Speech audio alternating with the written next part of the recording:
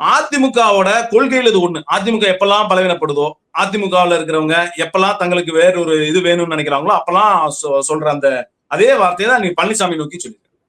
அதாவது இன்னைக்கு இரண்டாம் கட்ட தலைவர்கள் அதிமுக இருக்கிற விஜயபாஸ்கர்ல இருந்து வேலுமணியில இருந்து எல்லாருமே இன்னைக்கு சொல்ற ஒரு வார்த்தை பழனிசாமி மிதுனுக்கு இம்பார்ட்டன்ஸ் கொடுக்க ஆரம்பிச்சிட்டாரு. அதனால நாங்க செயல்படாம இருக்கோம். அதனால எங்களுக்கு பெரும் அதிருப்தி. நீங்கள் ஒரு ஒரு ஒரு கடந்த 2016-21 காலகட்டங்களில் வேலுமணி அவர்களின் மகன் ஆஸ்திரேலியா பக்கத்துல தீவெல்லாம் வாங்கினாருன்னு கணக்கு. அவர் பக்கத்துல ஒரு தீவெல்லாம் வாங்கினாரு. அவர் பெரும் செல்வாக்கோட இருக்காரு.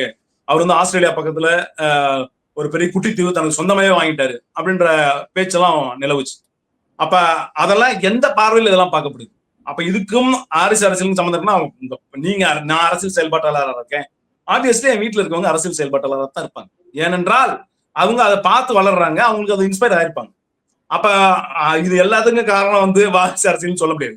வாரிசு அரசியல், குடும்ப அரசியல் பார்வை ஒண்ணு தவறு. அந்த பார்வையை ஏனென்றால் யாரெல்லாம் உழைக்க தயாராக இருக்கிறார்களோ, யாரெல்லாம் உழைப்பதற்கும் இயங்குவதற்கும் தயாராக தங்களை ஆட்படுத்திக் கொள்கிறார்களோ அவர்கள் எல்லாமே அரசியல்வாதிகள். அதுல எந்த விதமான சந்தேகமும் இல்லை.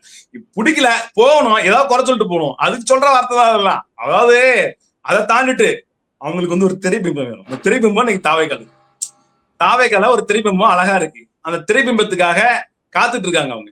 அந்த திரைபிம்பம் கட்டாயம் ஈடேறும் நம்புறாங்க. அதற்காக அங்க போயிருக்கிறாங்க. அதுல அதுக்கு போறதுக்காக சொல்ற குறைகள்ல இதுவும் ஒண்ணு. பழனிசாமி மேல ஒரு வெற்று குறை.